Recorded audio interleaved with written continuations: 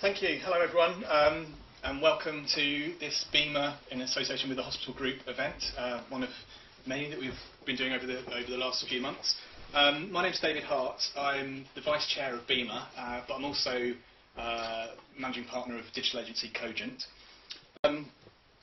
So I have to say, I've been really excited about this evening for a couple of months now, probably ever since we got the call that David from 37 Signals wanted to do a talk to Beamer members. Why?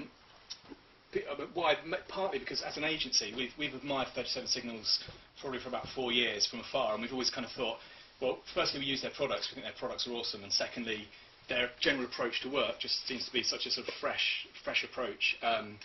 And we kind of always said that when we were growing up, we just wanted to be just a little bit like 37 Signals. So I guess we're kind of almost grown up now. But a bit about David. He's originally from Denmark, but now lives in Chicago. As well as being sort of managing partner at 37 Signals, he's also the creator of the excellent Ruby on Rails framework. And he has a passionate dislike of enterprise software, apparently, which he describes as being bulky, expensive, and dated. But he's not here to talk about that this evening. He's also the co-author of Rework, which I think I'm not sure how many people have read it, but if you haven't, I strongly urge you to read it. It's an awesome book, and for those of us who are kind of running our own businesses or sort of working in small businesses, we're kind of making it up as we go along a lot of the time, and we're just kind of thinking, oh, are we doing the right thing? And I think this for me was like a real kind of breath of fresh air for anyone who's sort of, looking to really try and work out what they're doing and why they're doing it. So I just want to, really pleased that we've got this opportunity for David to talk to us this evening, because I know his sort of time is there's a lot of demand on it. So hopefully you can all join with me now to give a warm welcome to David Heimer Hansen.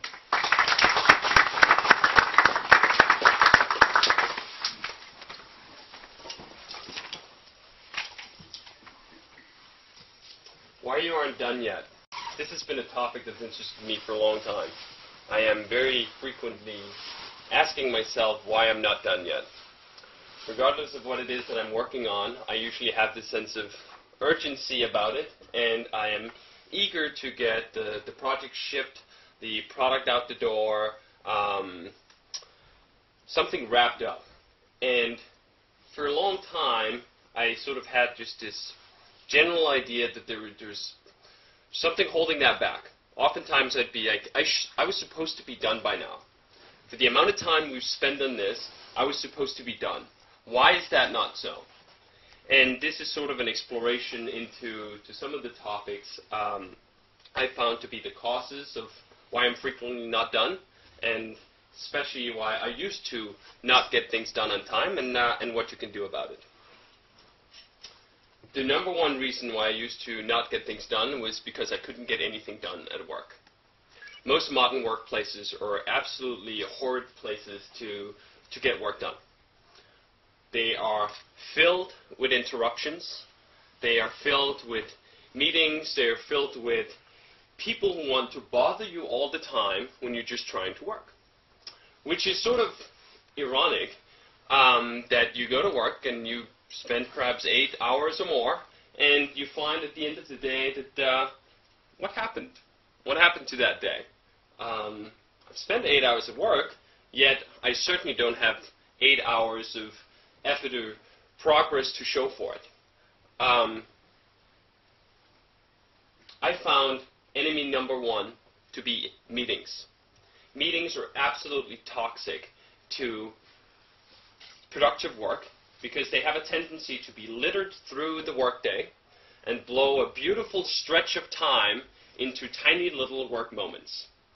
And what I found was, when I had a meeting at, let's say, 11 o'clock, I'd come in at 9, I'd have 2 hours before that meeting.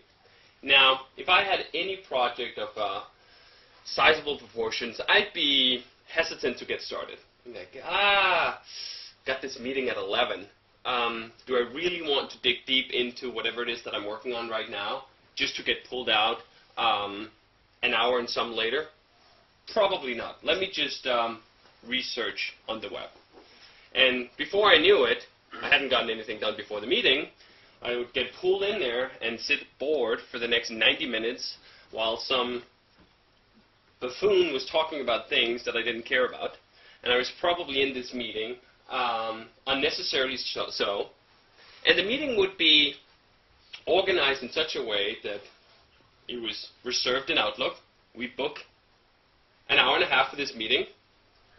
Regardless of whether the topic of the meeting was worth 15 minutes, 17 minutes, or 21 minutes, we would be sure to fill the 90 minutes.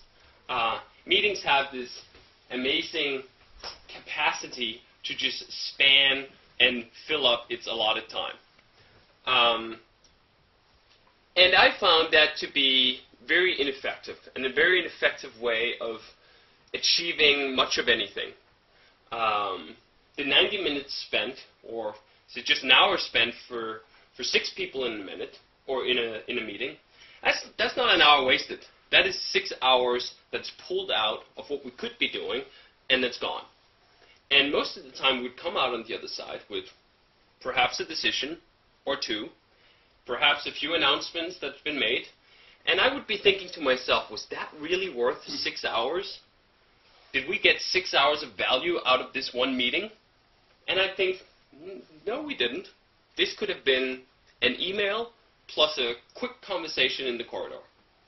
So, at 37 Signals, we made it sort of our mission not to have meetings. And we were certainly not going to have scheduled meetings with scheduled lengths. When we're at the office, which is not that frequent, the meetings we do often resemble stand-up meetings. So stand-up meetings is this wonderful term from software development where you literally stand up while you meet. Because the act of standing up makes people impatient. They are not going to stand up for 90 minutes. They're going to get tired way before that, and they're going to start ticking their clock. Let's wrap this up. Let's get on with it.